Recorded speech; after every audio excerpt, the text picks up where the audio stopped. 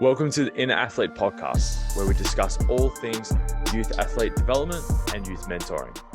Carel, welcome to Inner Athlete. Good morning. Thank you very much. It's good to be here. Good. And Carel, you're actually new to Melbourne, aren't you? Well, yeah, we've been here now for about close on 3 years. Yeah. Relocated from South Africa to Melbourne with my family just before the first lockdowns here in Melbourne. So it's been an interesting 3 years here in Melbourne, and the last year really things a bit more normal and getting going a bit more with the work. Yeah. Tell us about a bit about what you do, and kind of like, 'cause you're a health professional yourself, and how do you actually help people? So I'm originally qualified as a physiotherapist in South Africa, and I've worked in sport for a large part of my career.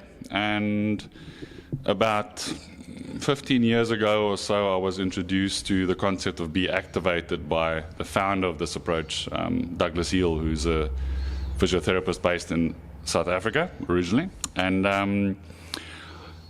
I use activations predominantly in the work that I do to help clients address the root cause of their problems. I guess that's a good summary of what we do, is looking at identifying the root cause of our clients' injuries, overload and poor performance, and helping them overcome that by correcting that. Yeah, since you've been in the physio field, then you started using more BeActivated techniques and modalities. How does that differentiate from what you learned at school or in university to utilizing BeActivated, and how? Yeah, and what's kind of like the differences between the two?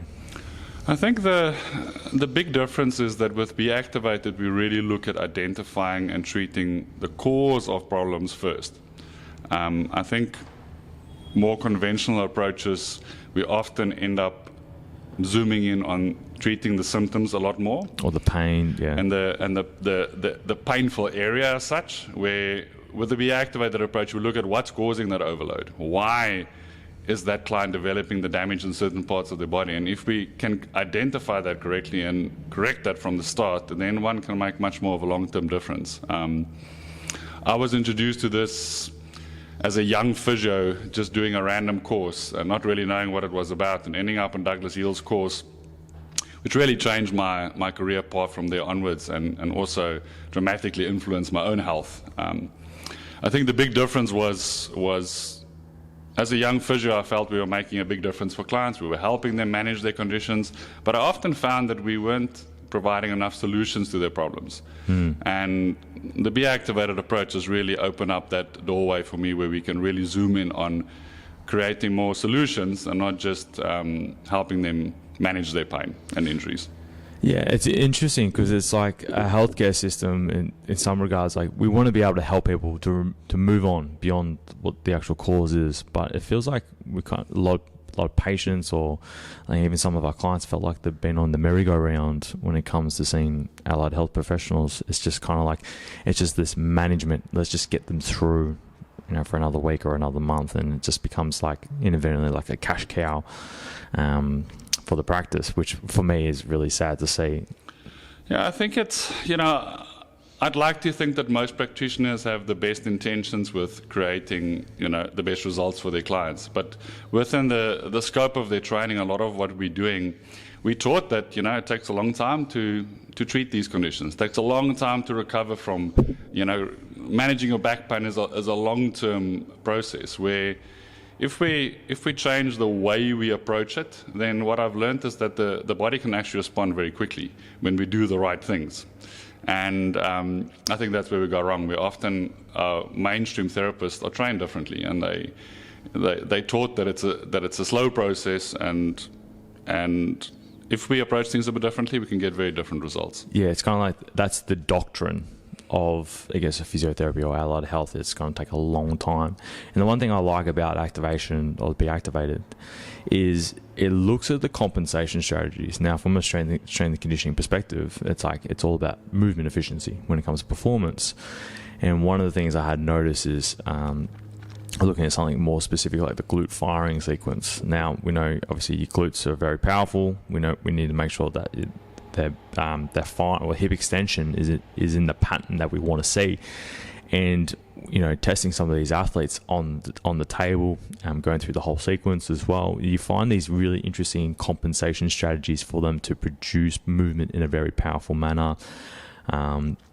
Some of the really interesting ones, obviously, you get jaw drivers. We've discussed in the past. A lot of individuals are that jaw driver, or even with COVID and the way things have been, that people are more stressed out. The system's on overdrive at the moment, and they may have no real compensation strategy in order to generate movement in a very powerful manner. Did you want to kind of like talk about kind of like the 1, 2, 3 sequence in terms of discuss about how energy should flow throughout the body and the compensation strategies? But do you want to go a little bit deeper into that?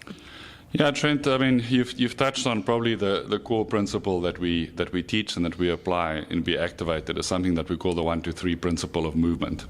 And it's really about how and in what sequence we initiate movement and breath in the body. So we talk about a 1, 2, 3 movement pattern being an optimal pattern or correct pattern. And it simply means that movement starts sort of in the pelvic and hip region. We initiate movement there.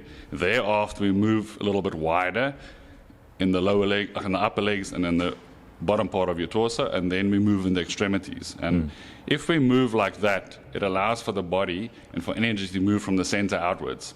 Now, very few people, and even the top-level elite athletes that you would know that we work with, seldom do they fire good 1, 2, 3 patterns. Most people and most athletes fire some sort of a compensation pattern, meaning if they're not initiating movement well from the hip or the pelvic region, the body finds a different strategy. So they might be initiating movement from what we call zone 2, which would be the thighs and the lower part or the abdomen.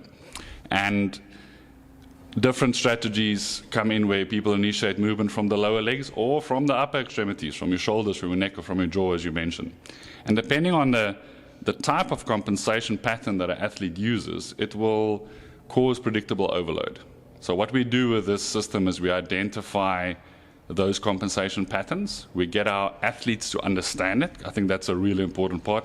If they have an understanding for why is it that their body keeps breaking down in a certain way, then they can start taking control over it. And I think that's a big part of it. It's not about us as practitioners fixing them always. It's about them understanding what their body's doing and helping them to learn the tools to actually regulate themselves to run a better pattern more often. And with that, we have the increase in performance and less overload and less injury.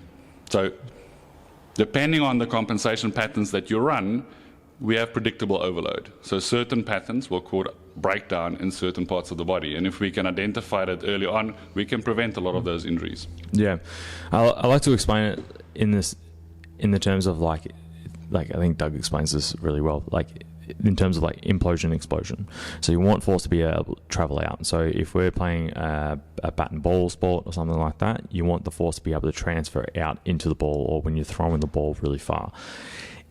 The limitations can come with the individual if they have displaying some sort of compensation strategy, is that overuse and overload, as you mentioned before. And usually if we can try and treat the exact movement pattern or the sequence, then that same amount of volume, they're going to be able to tolerate a lot more because it's spread out a lot more. So every joint, every muscle is starting to... the load is spread across the body a lot more rather than imploding on a specific area. So you think of like a building being imploded, right? Usually you find the weakest point, take that out, and the whole thing just crumbles, essentially. So we want to be more of an explosion and an appropriate transfer of force, and that's a spread out across the body without overloading a specific area. Yeah, for sure. I think when the body moves correctly, movement becomes what we describe as effortless, because we're really using the structures that are designed to perform that function in the correct sequence. And when that happens, movement becomes easy. It becomes with less load and with a lot better results. Yeah, well, you got a lower heart rate or lower working heart rate. You can recover between your sets a lot easier. Recover between sessions a lot easier as well. You can just better tolerate more, essentially. Yeah, I think maybe to sort of make it simple, when There's different types of compensation patterns, but let's take a lower leg pattern. So some athletes, instead of initiating their movement pattern from their hips and pelvis region, they could be initiating their movement pattern from the lower leg. Meaning, every time they move their hip, that sequence of movement actually starts in the lower leg. And the lower leg muscles, the calf or the shin muscles, contract first. They recruit the thigh muscles and also recruit the abdominals and the lower back muscles. And when they work together in a long chain or sling like that, then they produce hip movement like that. But you can imagine how inefficient that movement would be if it has to start in the lower leg every time, and the amount of overload that would cause in the lower leg particularly. It's a very weak lever as well in that sense. So if you're looking from a mechanical perspective, it's very weak. That's why the hip flexors, the primary mover for hip flexion. I have noticed that actually in a few of our members here, that when they first came in, they got big, jacked, juicy calves. They get complimented all the time on it, and I'm like, and it's like, how are your feet? How do you go with running? I was like, oh, I've had plantar fascia for the last 18 months. I'm like, well, that's probably one of the big key reasons why is your calves are so huge. They're compensating to help drive movement primarily. So basically, we need to get you to understand, all right, this is not beneficial for you because your calves are just basically driving the movement at the moment. It doesn't matter what you really do at the moment. You can think of like, I want my knees to come up, whatever it may be. Your calves and your tibialis will always kick in beforehand to drive that. That's why they've hypertrophied so far. And I was thinking, I think when it comes to performance, especially for like track and field sports or even like field-based sports as well, looking at the calf and all that jazz, and I remember from one of Doug's courses, he talks about like boxy quads and all that. Now, if we look at levers, and if you look at some of the best sprinters in the world, they have like big glutes, the big upper quad, big upper hamstring, right? And you want the strength to be right near the joint. So from a lever perspective, it's actually a lot stronger and a lot more efficient. What we tend to see is in like I guess AFL, obviously big sport in Victoria. It's the number one sport in Victoria. Some AFL guys and girls as well, they've got big squared boxy quads. And I know Carel Dietz is a big proponent of BeActivated as well. Just because someone has big quads does not mean bigger is better in this sense when it comes to movement efficiency and performance. And when I explain it to the athletes, right, if you say, for example, if you got bigger, heavier forearms, if I put like a 1 kilo weight on your forearm and hold it out in front, it's going to fatigue your shoulder a lot faster than not having the weight at all. Think of that on a larger scale when it comes to your legs. There is more effort to move the leg because it's heavier, number one. But then there's also a compensation strategy with that. Then the other component is what happens when you're really under fatigue. You're no longer efficient. So then what's going to happen at the knee when the lower legs start to really fatigue? Then the compensation strategy starts to break. Yeah, with the guys with the boxy quads are often a movement pattern that we refer to as a zone 2 pattern, meaning instead of them flexing their hips by using their main hip flexor, the psoas, they use their quads predominantly to flex their hips. And in order to do that, the quad develops differently. It typically gets very tight in the lower part of the quad, so around the knee it gets all tight and often that square-looking thigh, so that quad can contract upwards and flex your hip view. And they become really strong and they can use their quads effectively to flex the hip. But what happens as a compensation, it causes a lot of restriction around the knee. So typically those guys will develop all sorts of restriction around their kneecap. They will develop the runner's knee or the anterior knee pain or the chondromyalgia, patella injuries. And also long-term, they develop the degenerative knee injuries and the meniscus injuries. For your AFL guys, your cruciate ligament tears, particularly those ones that are non-traumatic, are very typically zone 2 patterns, because in their case the quads is doing predominantly hip flexion, and if it has to in a certain instant choose between controlling the knee, which is its main function, or controlling the hip, it's always going to revert to controlling the hip movement. And if that happens at the wrong angle, that's normally when that cruciate ligament goes. So when we test the athlete and they've got a zone 2 pattern, it's absolutely pivotal that one actually has to help them understand and change the pattern, because as you would know, these can be career-ending injuries. And it's preventable if we understand what's going on and we can teach the athlete to fire a better pattern and maintain it, then one can make a big difference for them long term. Yeah, and unfortunately, this always goes back to a case study. There was a player who from Sydney Swans. I think he suffered 5 or 6 ACLs, and I think it was either the same or I think it was both knees. So obviously, from that perspective, they obviously rehabbed him back to normal health. But the problem was, though, the pattern was still there all this time.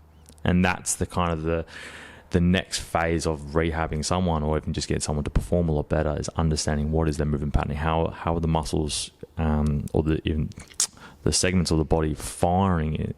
Are they firing the correct sequence, or are they continuing displaying the same pattern, same faults, no matter what? And until then, it will continue to break if it's not assessed and treated appropriately.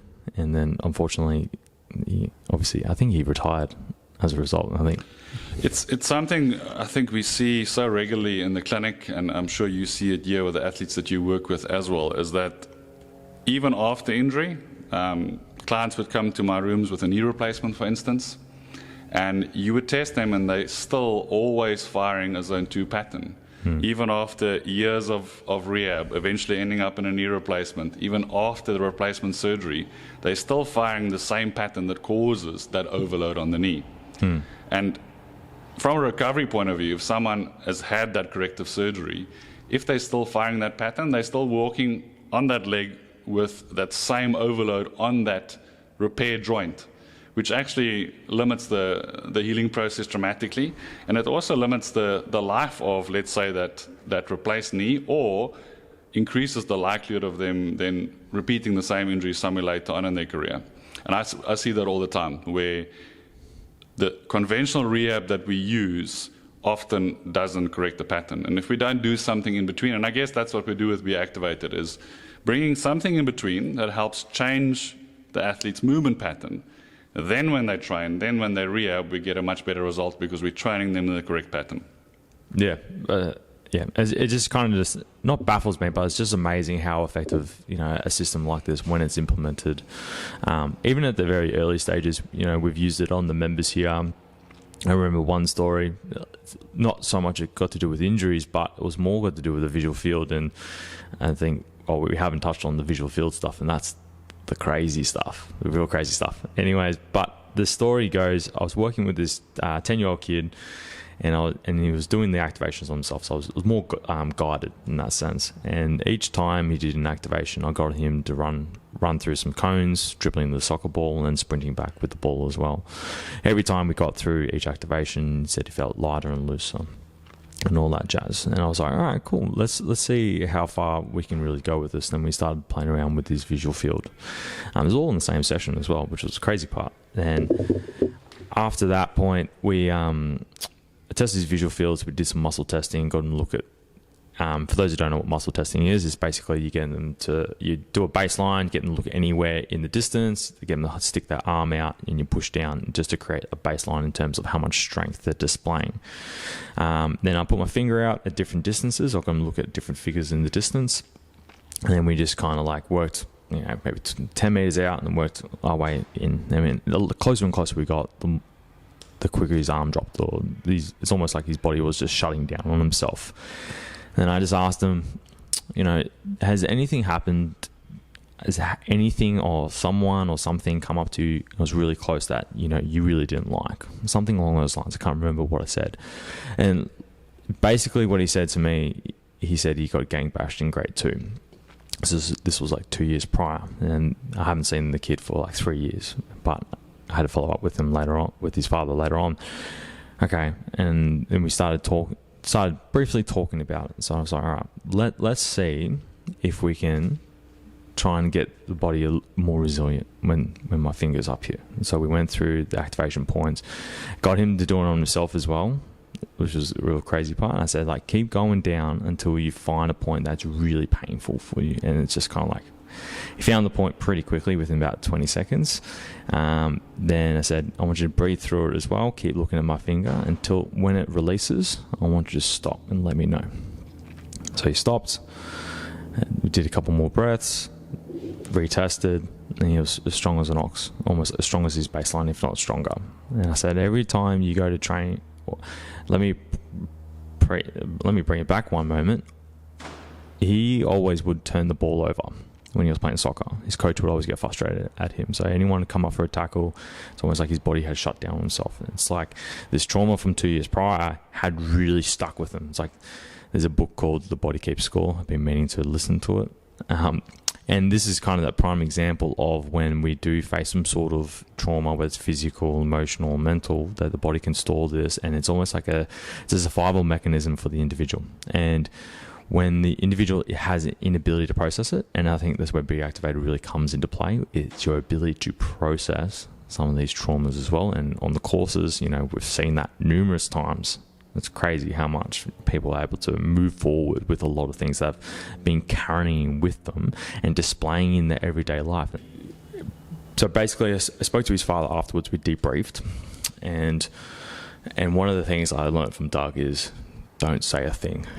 Just sit there, let them explain what they experienced. And I've been teaching the guys here to do that, just to sit and let them explain what's going on, because it's their results, their experience, their previous experiences.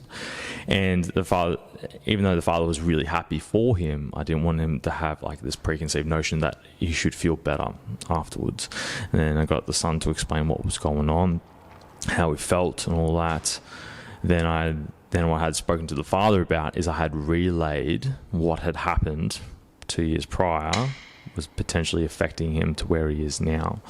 I followed up with him a couple months later, and said he got into like a camp. I think it was over in Spain, or it's definitely in Europe, and into a soccer camp as well, which was really good news for him, for the son. But it was just kind of crazy how much influence, like one moment in time, can actually manifest into everything else in your life. And think that was probably the when the penny really dropped, when it struck me, is like people can really display compensation strategies. So whether it's like from the body, say for the quad, it's firing in a certain sequence, but more so in terms of their actual on-field performance. Why do they have the same continual issues in their performance? I still remember this one time I did an activation session with a female. She plays footy as well. I think it was like her first year, but she kind of dabbled in it in and out. Anyways, I played around with her visual field for the session as well, and she struggled to see out her left peripheral, and we did the muscle testing again, and she basically said fuck off essentially, and she could see it was super strong at her left peripheral. Then that weekend she played, and she said it was the best game she ever played because she just had a greater sense of awareness of where she was on the field, was able to take in all this sensory information rather than just have the blinders on, or just one blinder on in this case. And then the feedback was phenomenal from the coaches and the other players. Visual field is probably one of the most fascinating parts of the work that we do. Maybe just for the listeners, it's a bit more advanced in this work. So we would do the basic work with athletes first, getting them moving correctly, getting zone 1 firing correctly, getting them breathing correctly. And then visual field is something that would come in typically a bit later on for those that want more, and for those athletes that we see that keep shutting down for some or other reason. They keep reverting back to their old patterns. And sometimes it is their vision that causes it. So a visual field disturbance is when an athlete looks. This is not just for athletes, by the way, this is for anyone. When you look in a certain field, let's say up, down, or to the right or to the left, then it immediately causes the nervous system to go into a stress response. And as soon as you go into that stress response, then it changes your physiology. Things tighten up, things tense, and we typically go into our compensation patterns when we are in a stressed or heightened state like that.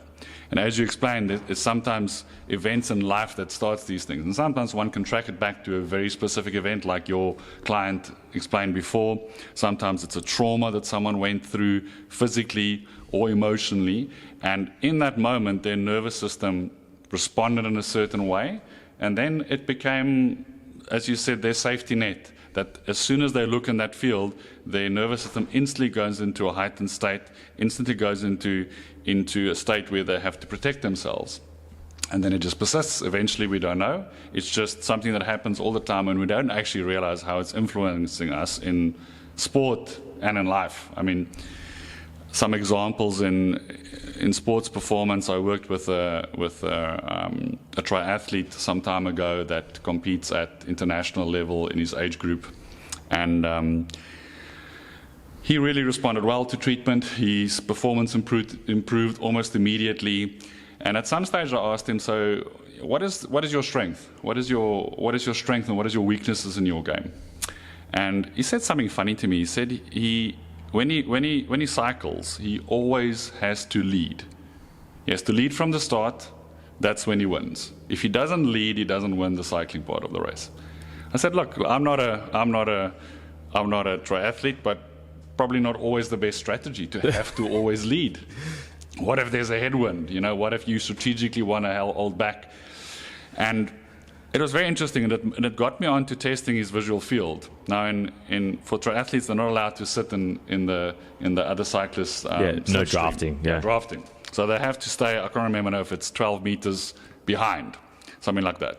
And we started testing him, and we tested his visual field. And as you explained, we had a baseline test where we would test, let's say, his arm strength when he's just looking anywhere, and then we would test that at various distances. And with him, everything close up was all right. And as soon as we got to exactly 12 meters, which would be the distance that they have to keep when they're falling behind, he would shut down. Wow. So when he was cycling, as soon as he looked up and there was a cyclist in front of him, it would make him weak, and he could not get past them as soon as he sits in second position. Where if he's in the front and he's looking out into the distance, he doesn't shut down, and then he goes like a machine all the way to the end. So for him, that was a massive performance changer. When we were able to unlock his visual field, he suddenly had the option of either leading a race or holding back when he needs to hold back strategically. And that's something we see in high-level sport all the time. Often something that's your weakness, like I often work with cricketers where they would have a weakness in their batting, a certain ball that comes at that angle, maybe the short ball, maybe a ball that moves from leg side to offside. That's the ball that they miss. That's the ball that they nick. And opposition eventually know that that's their weakness, and they keep bowling that type of ball to those batsmen. Very, very often, that's a visual field thing. So as soon as they look in that direction that ball's coming at, their nervous system goes into overload, they shut down, and then their movement integrity gets affected, and they play a false shot, nick the ball to the back, and it's really all about their visual field. They typically then try and train themselves out of it, but that's not the solution. We need to interrupt their nervous system, try and put them in that position and teach them how to relax their nervous system whilst looking in that field, and that can make massive, massive differences in performance. Yeah, we're teaching them to become more comfortable in that position, so that, like you said, they're not like, if they're having that small response where they just kind of nick it, or they just kind of lose it for that split moment, and then just comes off the bat and then they're out. It's you're teaching them to become a lot more comfortable within that, or the body to become more comfortable within that. I think it's exciting talking about this in sport, but for me, probably the biggest value sometimes of this work is in everyday life. So people can also have visual field disturbances where every time someone comes into that visual field, let's say for a businessman, when he has to look to the right, his visual field disturbance is at an angle to the right. It would mean every time he sits in a meeting and the chairman sits to the right of him and he's doing a presentation, that's that day that you're just feeling off your game. That's the day where you're just not delivering that presentation as confidently as you normally do. And we don't realize how that affects us. I had a lady a couple of months ago that I worked with she came to me specifically more for her mental wellness than physical, and she was suffering from a lot of anxiety, and she heard from someone that this approach might help her with that aspect. And anyway, long story, we tested a visual field, and she had a visual field disturbance with anything peripherally, meaning anything where she looked at any angle peripherally to either side, her nervous system would instantly go into a stress state. How does she go with driving? Well, exactly. If you ask her about driving, it's one of her stressful environments, is being in the car. So it means everything and every day that's in her peripheral will essentially tell her nervous system that she's under threat. Because what happens with visual field is, it's not that there's anything wrong with your vision, but it's got to do with your brain's interpretation of what it's seeing. So when she's looking in her peripherals, the brain interprets that it can't actually interpret that picture clearly, and therefore decides that you will be under threat if that's the case, and then your nervous system goes into fight or flight. Meaning, she lives and moves through life every day in fight or flight, with her nervous system constantly running at a heightened state. And that means her capacity then to deal with things is just a little bit at the top before she gets to a point where she's completely overloaded. When we were able to unlock her visual field, it literally changed her life, where suddenly we could get her to regulate the nervous system at a lower level. And then everyday stresses that gets thrown at her suddenly doesn't have such a big impact. And she was able to cope with her anxiety much better. And a large part of that was actually purely locked up in her physiology in something as a visual field, which is really cool and interesting stuff. Yeah, and I think it kind of ties into the mental health side as well. I know we briefly touched on it beforehand that, that with COVID, everyone's more stressed out. Everyone's displaying all these, like maybe a jaw driving compensation strategy or even no compensation strategy, that no matter what stress you throw at them, they just kind of like fall and break. Yeah. And it's because the nice thing I like about BeActivated, it ties in a lot of systems, the body systems. So obviously got musculoskeletal, nervous system, the respiratory systems as well. But a lot of these, the way BeActivated can work is help to better regulate how the body's actually functioning. And I think sometimes a lot of specific medical fields kind of look at their own. They're literally just looking at under their microscope. I was like, I can help you with this, but really, is it just a symptom of something else? And then you got to kind of follow it back. And that's where BeActivated really comes into play. It's like, all right, we can actually trace things all the way back. It may not be the specific moment in time, but we can trace it back to what's actually driving this, and why are you experiencing this specific pain or symptom of something. Yeah, look, and I think that's the pivotal thing, is that we have to, when we work with clients, and it doesn't really matter what field you're in, of healthcare or fitness, we have to look at people as a whole. And it's not just a moving structure, it's not just the mental side of things. Everything affects everything, and if we don't look at all aspects of that client's being, then it's hard to treat them effectively. I always tell the therapists on our courses that we talk about a concept of what's in the mind is in the body, and what's in the body is in the mind, and that what goes on physically in our body very directly affects our mental state, and likewise our mental state very directly affects how we feel physically. So I always use the example, if you had to think of a client of yours, a random client that stands outside the door of your office now, and a depressed client mentally, what would they look like? And if you guys think about that, we immediately know what that depressed person would look like. They always look closed down in a defensive hunched, posture, looking down, pale skin. And we know what they look like. And why is that? Because when we're in that mental state, we adopt certain body positions. So we talk about defensive body positions that we adopt when we're surviving. Those are typically these closed down, flexed, collapsed body postures. And likewise, if we are forced to be in a position like that all day long, let's say we're forced to sit in front of our little laptop the whole day long or on our devices, our body gets put into a defensive body position. And what that tells your nervous system, it tells your nervous system that you are under threat. And then it has an effect on heightening the nervous system. And that then adds, similar to the lady with the visual field disturbance, that body position then adds to a heightened state in your nervous system all day long, which then contributes to things like stress, anxiety, and can be a large contributor to people's mental health issues, is their physical body state. So I guess a lot of the work that we do in activations is to help clients unlock their physiology, unlock their breathing, unlock their body position. And if we can do that, it gets them breathing better, it gets them moving better. But sometimes even more important than that, it gets them feeling very differently. And that then allows them to deal with whatever they have to deal with mentally. It gives them a bit of a different capacity to do that from. And I still remember the story because I used to work in AOD, so drug and alcohol, or alcohol and other drugs. And I think I asked Doug about this, like, has this worked within that type of setting? And he said, like, yeah. They said in terms of how fast they got through the program, I think they ended up getting through, I can't remember exactly, but it was a remarkable change. They said usually it takes them maybe 2 weeks to become accustomed to it. I think they said within the first week they actually started to see really fast progressive changes within the program, and that was just doing the self-activation as well. So that was just literally sitting in the chair, just guided through.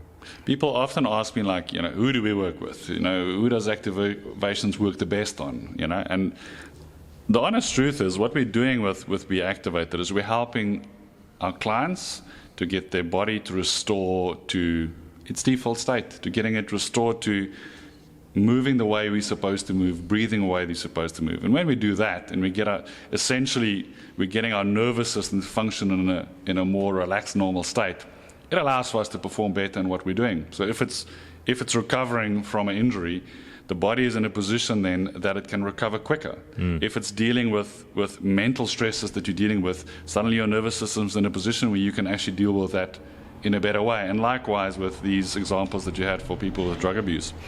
It's not that this is a miracle cure for drug abuse, but it helps someone to be in a state where they can use the principles that the therapists and the counselors and everyone that's involved in their health is teaching them. They can apply these things easier if they come from a position where their body and their nervous system is in a more relaxed state, which is why we can apply these principles really to all aspects of life. I mean, we work with Olympic level athletes to top level singers to corporate businessmen that I've been doing a lot more work with here in Australia in their performance in business. Top CEOs of companies, if we can get them to regulate their nervous system better, they take better decisions. They're able to handle the constant stress that they're under better. And then the very important side of that for me is they can also go home and not be completely overloaded and have a better life with their families, with their kids, be a better husband at home outside of being the top CEO that they are. And I think that's really important. It's not always just about performance. It's about making sure we can perform without breaking as regularly and without all the negative effects that comes with success. Yeah, it's kind of mind-blowing in terms of the settings because, like, people want to be more specific in this field or that field. I'm just like, in the same boat as well. It's like I worked with a lady that worked in childcare. She had frozen shoulder. One shoulder went, worked on that one. The other shoulder went, worked on that one. And we were able to get back to normal function and get back to daily life. It's just, it kind of baffles me. But yeah, like you said before, like this really can apply to anyone. But I think the one thing I've noticed the most is we kind of have to be, when we're going into this, we have to be like somewhat open-minded. So if we're treating someone or something like that, what I've noticed is I'm not trying to give my biased opinion on what's going on. I'm like, all right, we're going to see if this actually works. So we're not going to say, I'm going to fix you today or anything like that. And I think it's really important from our perspective as, I guess, practitioners. But therefore, if we're not saying like, oh, I'm going to fix you today, then, we manipulate it. It's like, oh, what the hell happened? Then the reliance becomes on me to fix you every time that you're broken. We want them to have the independence to actually work on themselves when they're in a stressful situation. Like the businessman, he might do some self-activations, 3 minutes before making a multi-million-dollar deal, to have the confidence in, does the ninja butt squeeze or something like that when he's projecting to the group. Most definitely. And I think that's what kind of like really like sets us apart is we're here to help facilitate change with the individual, but give them the keys back to the car. Yeah. I think it's important for both the practitioner and the client is that we work like that. For the practitioner, when you, that person who always has to fix them, it comes with massive stress. It comes with massive responsibility. And it also comes with that client has to keep coming back to you for the rest of their life, every 2 weeks or every month or whatever the routine is. And that's, again, something I think we see a lot in mainstream approaches, on conventional approaches, is where we're managing them, but we're not really fixing them. They have to come back every 2 weeks because I'm helping them, I'm fixing them. I have to loosen up their tissue, I have to needle them every 2 weeks, or whatever modality we're using. If we have to keep doing it every 2 weeks, then the question would be, are we really fixing their problem? Are we really getting to what's causing it? Why do we have to keep doing it for the rest of their lives every 2 weeks or every month? And I think as practitioners, the goal is to see if we can provide more solutions. And what you said correctly is often a lot more is not knowing what to do, but just watching, learning to be more observant as practitioners, learning to listen better, to see what they're showing us. People give you a lot more information in the way that they move and the way they respond to questions than what they're actually saying or what they're doing. And if we're a bit more attentive to that, then we are able to zoom in on the actual problem much better. Yeah, I think that's really important because I've got plenty of examples of that. There's, you might have a client come in for the first time and they're just absolute in hysterics. And they might be like, this is happening to me. And they might be explaining their story and they're just going a million miles an hour. That's all right. Then you kind of just talk to them. And then you say, all right, and explain what's going to happen from here. You explain the whole idea of, what it's about and this is what we're going to do. As you go through all the activation points and you get testing, retesting, get them to feel the changes, standing up, walk around, whatever it may be. Every time you get a response from them, a verbal response, you just hear that shift in tone, or you see their eyes change. They're actually keeping their eyes on you. They're not looking around. The way they walk and the way they start to breathe, the way they start to interact with the environment really does start to change, rather than just being even though it just creates a lot more context in terms of what they're actually feeling rather than just what they're actually saying. It's like, I feel better. But some clients can't describe properly what they're actually feeling. And sometimes it's worthwhile to just literally view from and just watch what they're doing, and then you can kind of compare it to what they were before. And if they're really struggling with that, then you could, but sometimes you kind of have to guide them, but 9 times out of 10, they kind of go outside and it's and they message you the next day or that night. It's like, I feel like a different person, completely different person. And some members, they just have almost like an out of body experience. I've never felt like this in the last 3 to 5 years. So okay, what I want to do is just continue to explore it, to see what it feels, see what you notice, and then just message me any notes or anything like that, and we'll take it from there. Some of the listeners might be thinking this sounds like some weird stuff we do. Voodoo, mate. It's voodoo. And it is, and it's not really that the work that we do is this complex techniques. It's really just that the body is actually that amazing that it adapts and it changes. And what we're doing with this work is we're really just finding the limitations in the body. We're finding areas in the body where the soft tissue, for instance, is restricted. And as long as it's restricted, your nervous system can feel that it can't use that muscle or that muscle sling correctly. And if we take that limitation away, your nervous system changes. And it instantly then changes the way that it moves you. And all we've done is we've taken the limitation away, and the body almost corrects itself. And I think that's the beauty of this work. And clients actually learn then how can they manage their body and themselves by doing simple techniques. It's not, this work isn't rocket science. It's something that anyone can learn, but one has to be willing to look at things from a slightly different angle than the way we were trained. I think the main thing is they've got to be open to the idea of looking at things from a different perspective. Yeah, I wanted to touch on what you said earlier about how there's all these strange changes. People, their pupils change, or people suddenly hear differently, or they look differently, as you said. So when our nervous system is in a state of fight or flight, or in a heightened state, there's massive physiological changes in the body. Things like, to make it simple, but there's an increase in muscle tone through the body.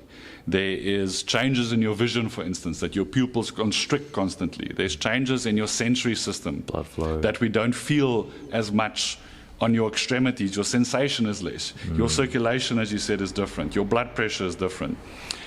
All those changes, when we're running in a heightened state, is there all the time, and it just feels normal. You don't realize when the sun is shining on your arm that you're not feeling it as much as you should be feeling it. Or if someone is touching your hand, you don't actually feel as much as you're supposed to feel. And when we then help our clients to unlock from that heightened state, then it's quite freaky. They feel extremely different, and like you've explained, those responses where they come back and say, I feel like a different person, because suddenly the whole sensory system has changed. And these things affect the way we do life, and we don't know it.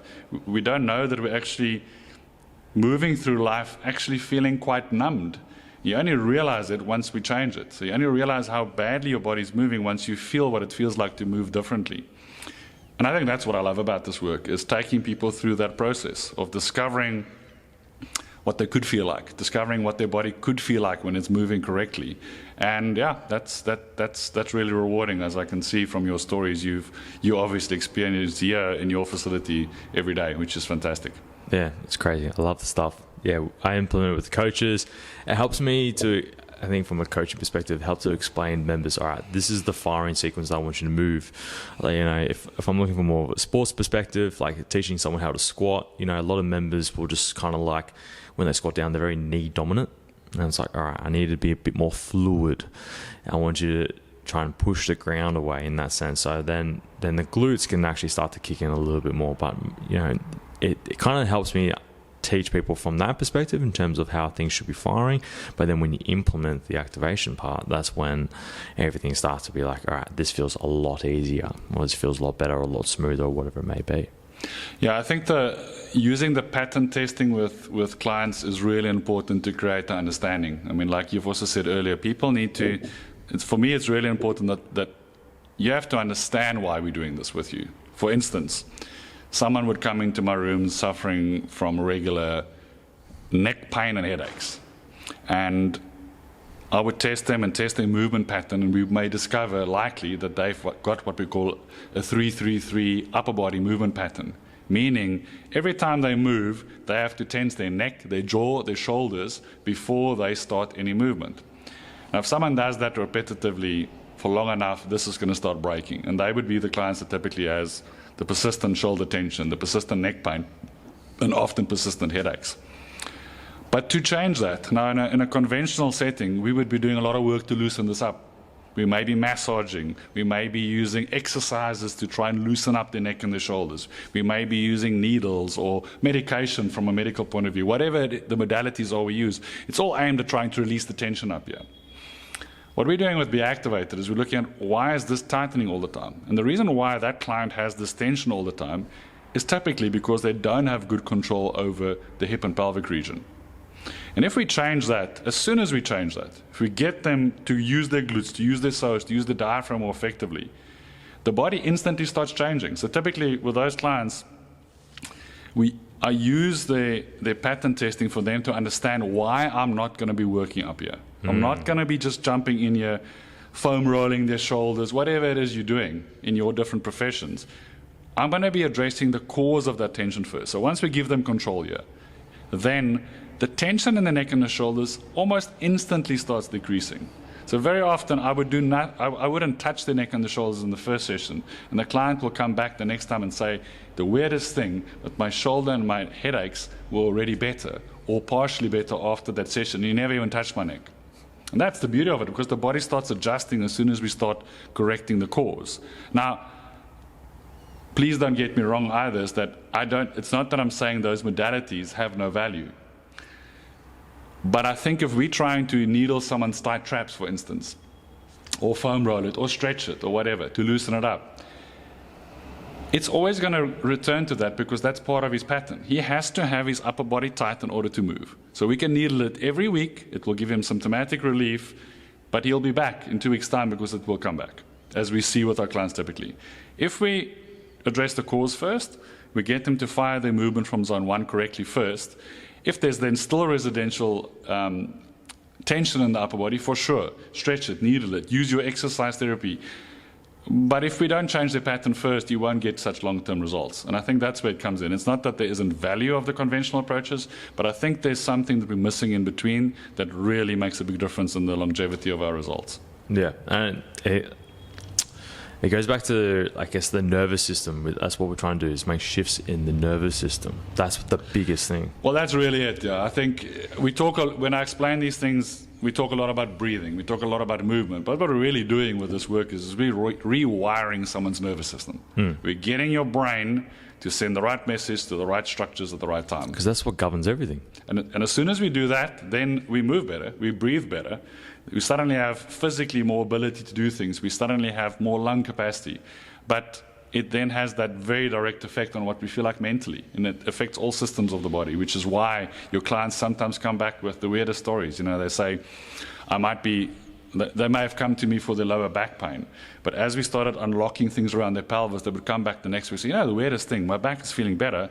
But I've always struggled with constipation. And suddenly, there's a difference with that. I'm not as constipated as I normally am, because everything really ties in with that. If we're locked up here because of our compensation pattern, we can't move correctly, we can't breathe correctly, but it also has a massive effect on causing pressure on the digestive system. So I very often find that we get results outside of what clients come to us. They come to us with a specific problem and then suddenly realize how we help to address heaps of other issues in the body that they never knew or even thought could be related to the same thing. Because they've just dealt with it, and that's been their normal the whole time. They've just we talk in this work about we don't know what we don't know. So we feel a certain way, and it just feels normal because we've always felt that way. And you only feel different once we actually help a client to feel the difference.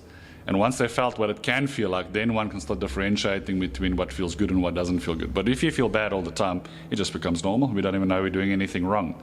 And I see that all the time with the clients we work with, is that most people are stuck in a state where they're moving dysfunctionally, they've got constant pain, and it just becomes their normal.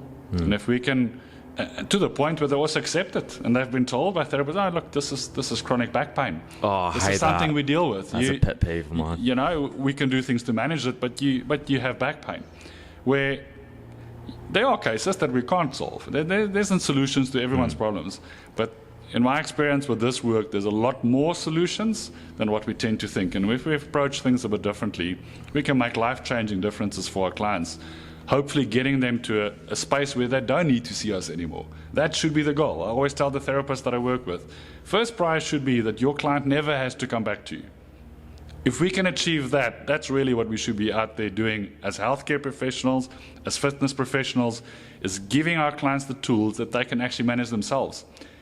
And from a business perspective, people sometimes think, but that's a really bad business plan.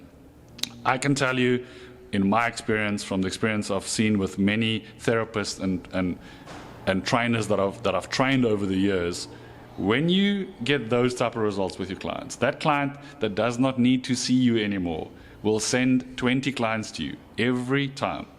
Plus, that's what we want to do. That's the rewarding work. When you see you've made such a difference in someone's life, in my opinion, that's what we should be doing as healthcare professionals. And that's how we can really make a difference in this world and not just stick band-aids on all the pain that people are experiencing. When we can provide solutions, we can make life-changing differences, and that's the exciting stuff. And the best success is self-success. Yeah, well, that's it. Once someone has, if you can give them that knowledge and the tools to learn to manage themselves, that's life-changing stuff. Yeah, it is. Cool. Thanks, Carel, for coming down. It's been an awesome time to chat with you. It's almost been an hour. It's crazy. Absolutely crazy. It's been great. It's a topic one can talk about all day long. And even though there's a great structure in this work that we teach on the courses to healthcare professionals, I honestly believe it's just the tip of the iceberg sometimes, and there's so much more that we have to learn about how the body functions and how it works, and a lot more to learn in the future. So always learning. I'm excited to hear about the good work you guys do here, and thank you for having me on your show. Cool. Where can people find you because you're based in Toorak, so the eastern suburbs of Melbourne? Yeah, so my practice is in Turak. You're welcome to go onto my website. If any listeners out there that might be looking for a treatment session, then you can book yourselves in online, or if you want to give me a call and just have a conversation around your problem, you're also welcome to do that. I also do training courses all around Australia for healthcare professionals, sports trainers, exercise therapists. We do training courses all over the world, but we'll be having courses in Melbourne, Sydney, likely Perth, and a couple of international destinations for me this year, South Africa, nice. Dubai. Yeah. Have a look on our website and sign up for a course. They'll be in the show notes.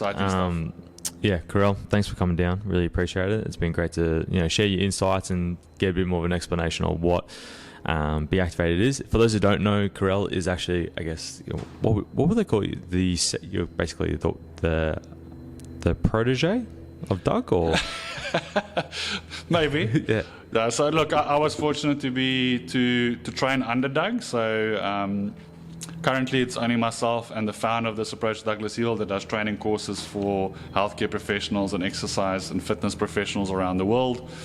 I was fortunate to train under Doug, to learn from him, teach together with him for a number of years, and now also I'm teaching his courses for the last 5 years on my own. And then we team up typically once a year somewhere where we teach together. And yeah, I've learned a lot from Douglas over the years. I've been fortunate to learn from him firsthand. And I teach this because I believe it's something that has to be taught. And that's how I got involved. I think it's the future of healthcare has to involve looking at things from a different angle. And that's really why I do what I do. I think it's something that has to be done, and that it can make a significant difference in the world if we have more people using this approach. Cool. Thank you. If you like this episode, please share, subscribe, all those wonderful things. Awesome. Thanks, Trent. Thank you, listeners. You have just listened to the Inner Athlete podcast. Be sure to subscribe to stay up to date with the release of weekly episodes. Be sure to follow us on Facebook and Instagram to get great tips on all things youth athlete development and youth mentoring.